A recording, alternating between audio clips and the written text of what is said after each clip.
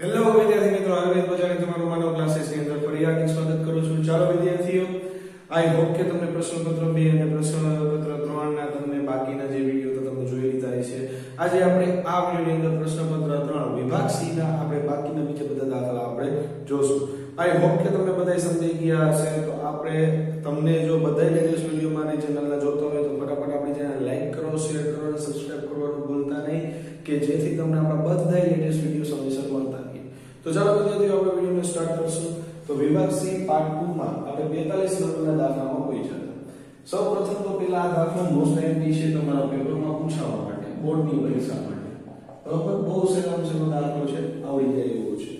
હવે જો ખાસ ધ્યાન દો કે x અક્ષ બિંદુઓ a 1 અને -5 b -4 5 ને જોડતા રેખાખંડનું કયા ગુણોત્તરમાં વિભાજન કરે છે અને ઈ જ વિભાજન બિંદુના યામ તમારે શોધવાના છે. તો હવે જોવા જઈએ તો તમે વિભાજનનું સૂત્ર તમે લોકો ભણી ચૂક્યા છો, એમાં પણ એક k/1 વાળું સૂત્ર આવે છે. બરોબર, તો આપણે અહીંયા કરશું કાઈ નહીં, ધારશું આપણે ગુણોત્તર k/1 જ ધારવાનું છે. સૂત્ર m1 m2 નું લખવાનું છે. બરોબર, તો આપણે અહીંયા લખશું ધારો કે x અક્ષ બિંદુઓ a 1 અને -5 અને b -4 5 ને જોડતા રેખાખંડનું k/1 ગુણોત્તરમાં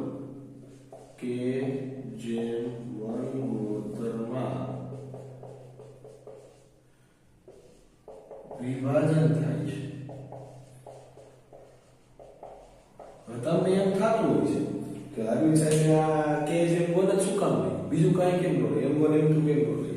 હવે જો તમને સમજાવ કે આ રીતના x અક્ષ બિંદુઓ પૂછે અને ગુણોત્તર પૂછે ને યામ પૂછે ને એટલે આ જ રીતના દાખલો થશે. આમાં ખાલી ચેન્જીસ શું થશે હું તમને સમજાવી દઉં. આ x અક્ષની જગ્યાએ y અક્ષ, એ હું તમને હમણાં થોડી વારમાં સમજાવું. x અક્ષની જગ્યાએ y અક્ષ લઈએ તો તમારે શું કરવાનું. બરોબર, હવે વિભાજનનું કાયદેસર રીતેનું આપણે સૂત્ર મૂકશું. બરોબર, કે ભાઈ ઈ જે વિભાજનનું સૂત્ર જે છે જેમાં આપણે બિંદુ p ધાર લઈએ. હવે આમાં x અક્ષ કીધું છે, જોજો નામ જોજો, x અક્ષ કીધું છે તો પહેલા હું x અને y લખીશ કાયદેસર રીતે, પછી અહીંયા સૂત્ર લખીશ m1 x2 m2 x1 છેદમાં m1 m2 પછી m1 y2 m2 y1 છેદમાં m1 m2. રેડી? હવે x અક્ષના યામ કીધા છે. હા મતલબ અહીંયા તમને x અક્ષના યામ કહે ને તો y યામ શૂન્ય થશે, x અક્ષનો x અક્ષ થશે. હા બરોબર, x અક્ષનો x ને y યામ શૂન્ય થશે. હવે આમાં બધી કિંમત ઉપર m1 એટલે કે x2 એટલે કે -4 પછી m2 એટલે કે 1 x1 એટલે કે 1 તો અહીંયા k+1 થાય. બરોબર, હવે m1 એટલે કે y2 એટલે કે 5 પછી m2 એટલે કે 1 અને y1 એટલે કે -5 ના છેદમાં k+1. હવે જો પેલા આનો ગુણાકાર કરી નાખો એટલે તમને મજા આવી જાય દાખલો કરવાનો. આનો તમે ગુણાકાર કરશો તો -4k +1 છેદમાં k+1 પછી 5k પ્લસ માઇનસ એટલે 5 અને k+1. રેડી? હવે જો અહીંથી તમારો દાખલો બદલશે. કેવી? હવે આપણે x અક્ષને એવું કીધું ને, આપણે મોટા મોટી પણ શું કરી x યામ સરખાવી. આપણે x યામ નથી સરખાવ્યું, આપણે ગુણોત્તર જો. ગુણોત્તર તમે જોશો એટલે તમારે k ની વેલ્યુ જોઈશે. તો આપણે એને આના y યામ સરખાવવાના થશે. આ એક વાત ધ્યાન રાખો. x યામ પૂછે તો y યામ સરખાવ, y યામ પૂછે તો x યામ સરખાવ. આટલો જ ફેરફાર બે છે. અહીં લખવાનું તમારે કે બંને બાજુ y યામ સરખાવ થાય. એટલે આનો 0 લીધો, આ આનું આ લીધું 5k minus 5 ના છેદમાં k plus 1. હવે ખાસ ધ્યાન દેજો આ ભાગાકાર છે આની સાઈડ સાથે આની સાઈડ થશે તો ગુણાકાર. તો આવી રીતના થાય 0 કૌંસમાં k plus 1 બરાબર 5k minus 5. હવે 0 ને કોઈ પર્સન્ટેજ સાથે ગુણો એટલે 0 થઈ ગયું તો આ 0 તો 5k minus 5 ready 5k minus 5. હવે આ 5 ને તમે આની બાજુ લો 5 minus આની બાજુ આવશે તો પ્લસ થઈ જશે.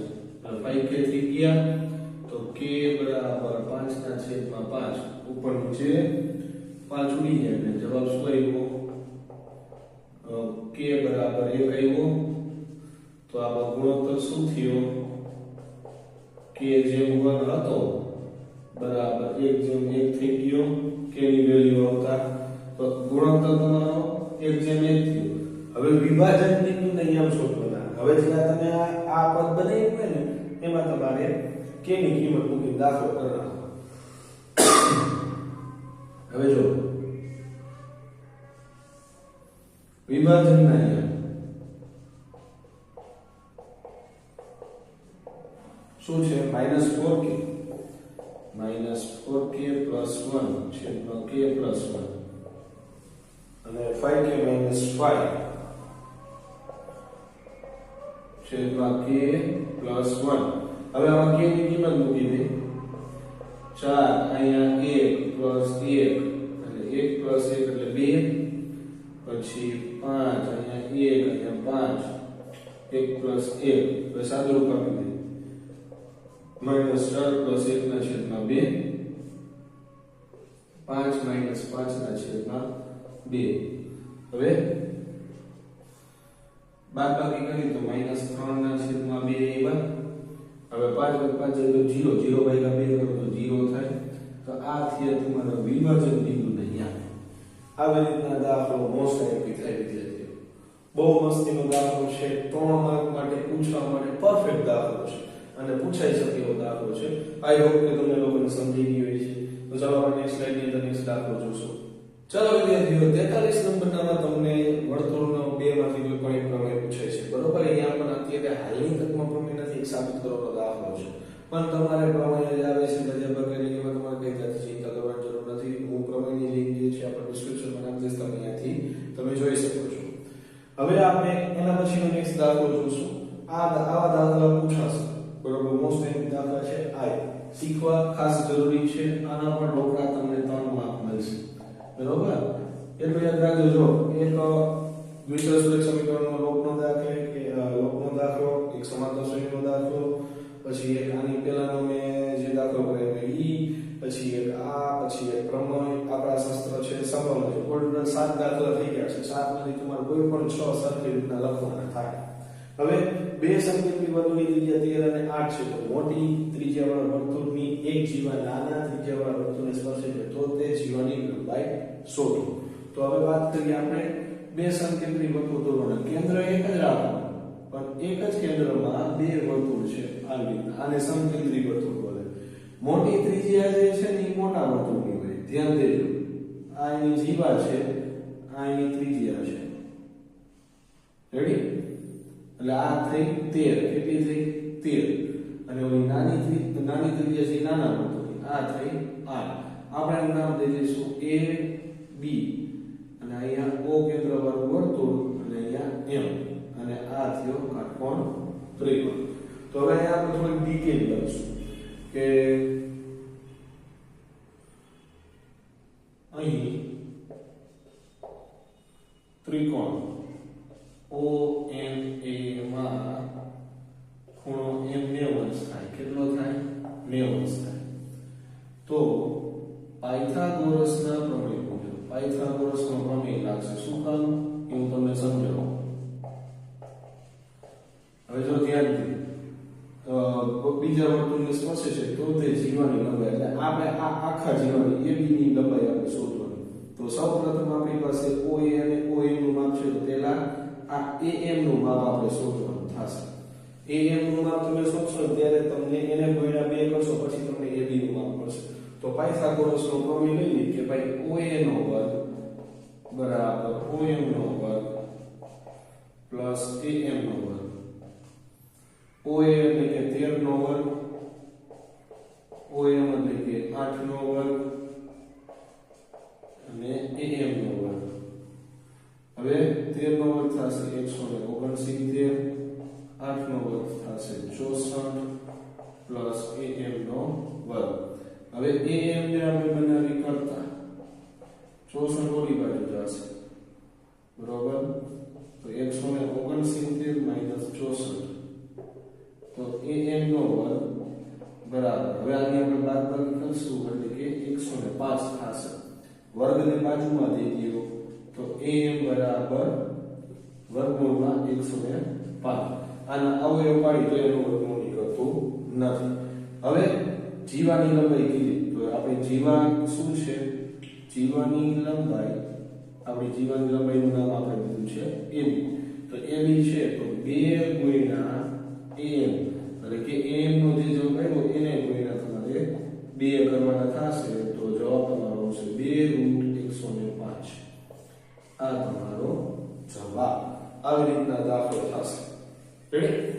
ચાલો વિદ્યાર્થીઓ, આઈ હોપ કે તમને દાખલો સમજાઈ ગયો છે. તો આપણે નેક્સ્ટ સ્લાઇડની તરફ નેક્સ્ટ દાખલો જોશું.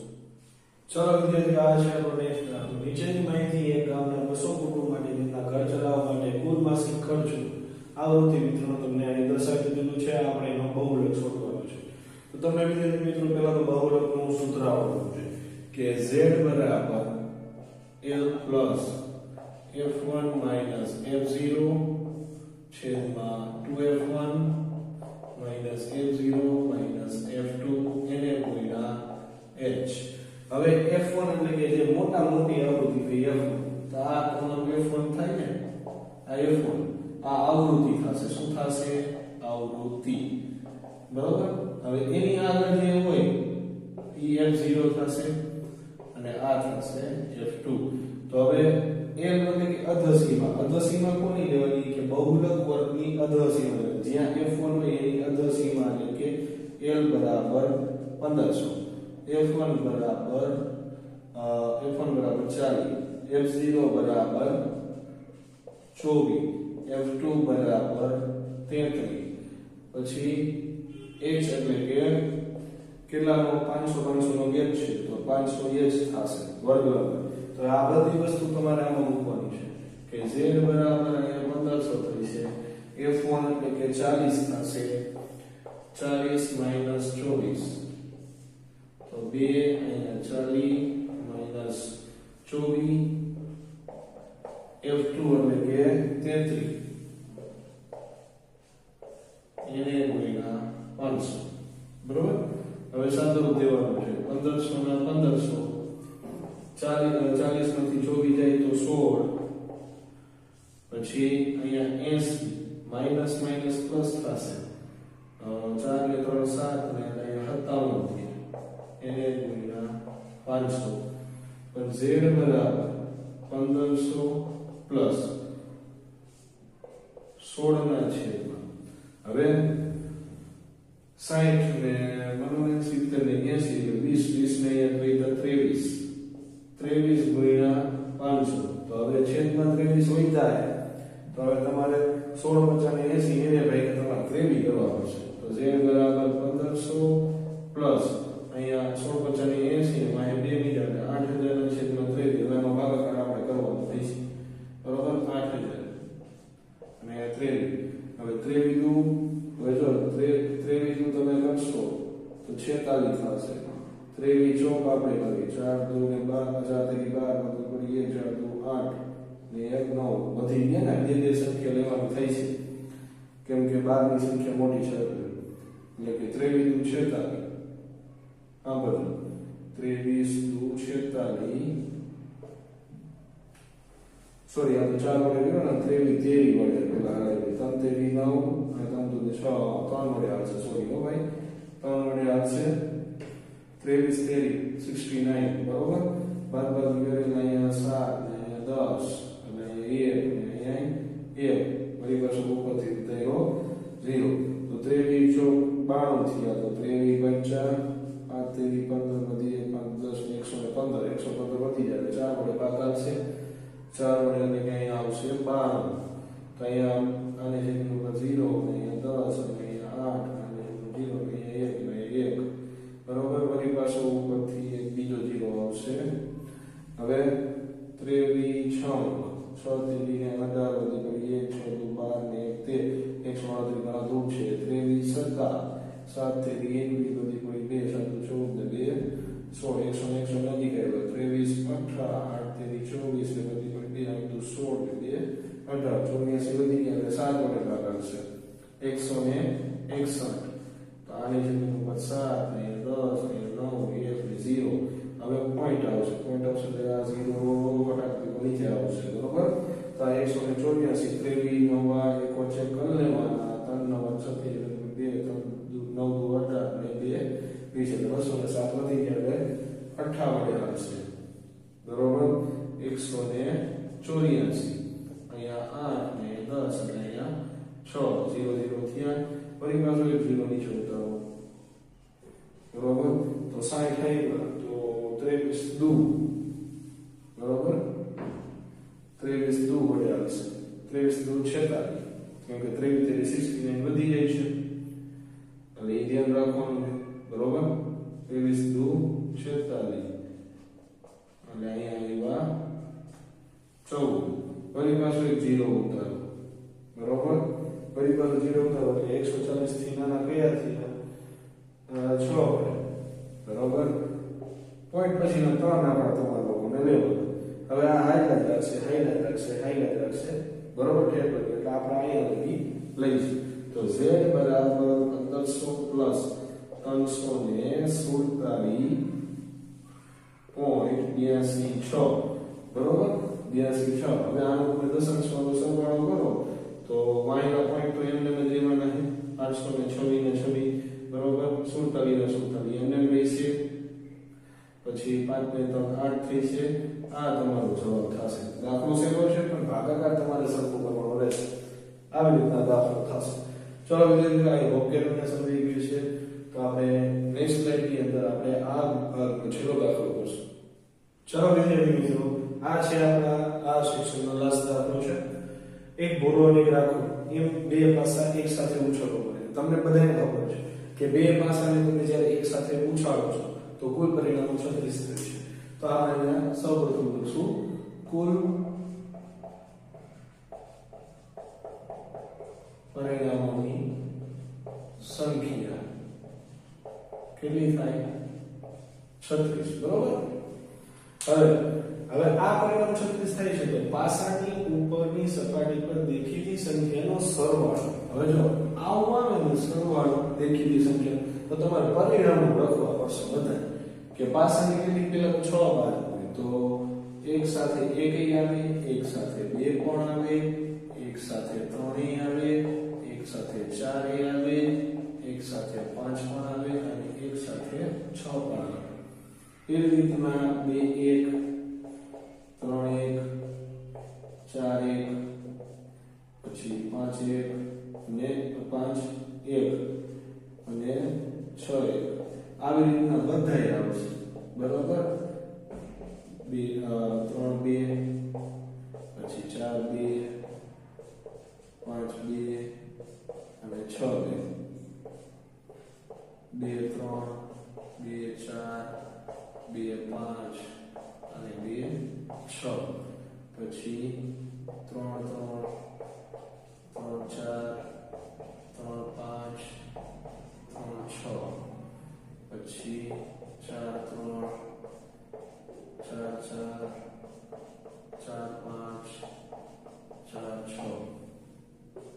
5 4 5 5 5 6 6 3 6 4 6 5 અને 6 6 આવી રીતે તમારા પરિણામ લખવાના થાય સરવાળો. હવે આના ઉપરથી તમારા બાકીના 3 દાખલા કરવાના થશે. તો આપણે પહેલો દાખલો કરશું. ઘટના 1 શું છે સરવાળો 8 હોય તો લખવાનું સરવાળો 8 હોય. હવે ઉદ્ભવતા પ્રયત્નોની સંખ્યા અથવા સાનુકૂળ પ્રયત્નોની સંખ્યા તમારે જે તમે કંઈક મારે સાનુકૂળ લખો, કઈ વાંધો લખો, સાનુકૂળ પરિણામોની સંખ્યા. હવે સરવાળો 8 થતો હોય એવા આપણે ગોતવાના છે. તો જો સરવાળો 8 80 થાય.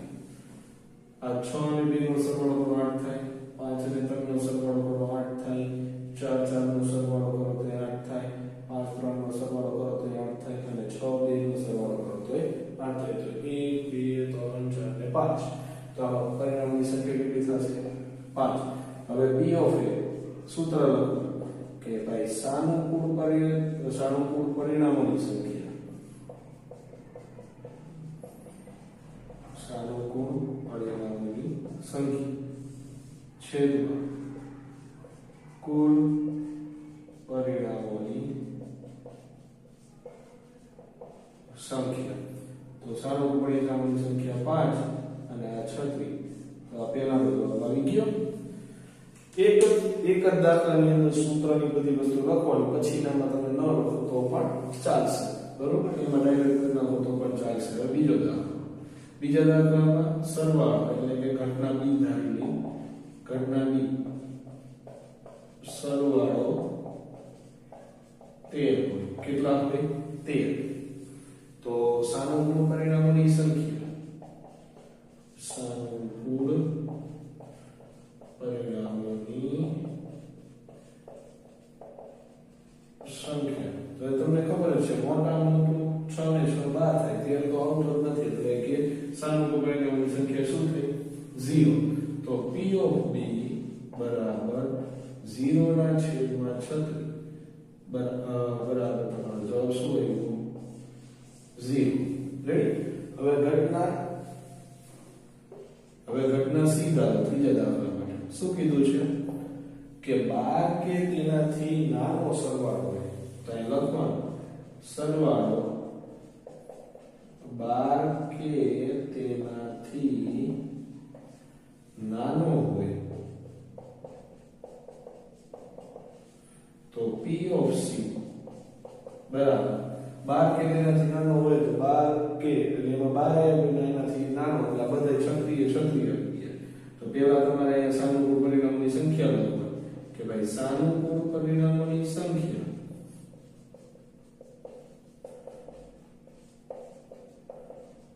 બરાબર 36. તો p of c બરાબર 36 ના છેદમાં 36 ભાગ ઉડે એટલે એક જવાબ આવશે. એટલે તમારો જવાબ શું થયો? 1.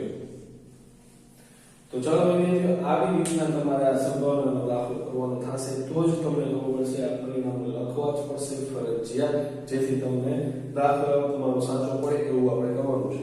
તો ચાલો વિદ્યાર્થીઓ, આઈ હોપ કે તમને આ વિડિયોની અંદર બધા દાખલા સમજી ગયા છે. તો આપણી ચેનલ ઉપર બધી વસ્તુ સમજાવી, આપણી ચેનલ લાઈક કરો, શેર કરો અને સબસ્ક્રાઇબ કરવાનું ભૂલતા નહીં કે જેથી તમને આપણા લેટેસ્ટ વિડિયો મળતા રહે. તો ચાલો વિદ્યાર્થીઓ, આપણે નેક્સ્ટ વિડિયોની અંદર આપણે વિભાગ ડી સાથે મળશું. તો આપણે વિડિયોને એન્ડ કરશું. જય હિન્દ, જય ભારત.